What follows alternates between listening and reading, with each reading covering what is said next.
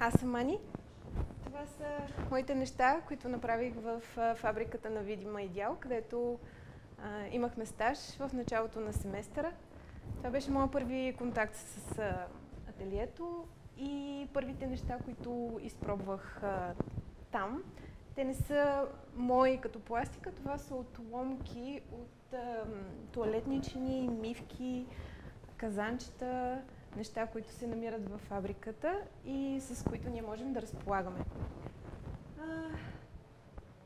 Идеята за това дойде през един момент на блокаж, който имах по пътя на работата, усещането, че понеже аз така съм учила други неща, не съм се занимавала с керамика и се чудех дали ще се справя, дали има място там, в общи линии се чувствах малко като натрапник.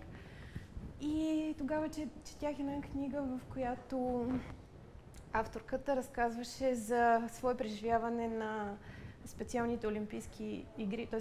параолимпийските игри, мисля, че се казват, на хора с някакъв тип деформации, физически недъзи или проблеми в развитието, които участват в спорт. И всъщност тя там разказва за един мъж с синдром на Даун, афроамериканец, с който и показва една своя снимка и казва, това е снимката на един готин мъж, One Cool Man, звучеше на английски.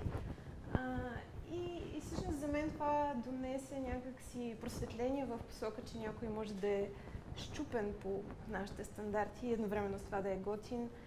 И за мен подейства освобождаващо. И в този смисъл, някакси наблюдавайки тези счупени парчета, започнах да откривам някакви форми, някаква красота, може би в тях и някакво спокойствие, че не е нужно да е съвършено нещото, за да има някакъв смисъл и да е красиво.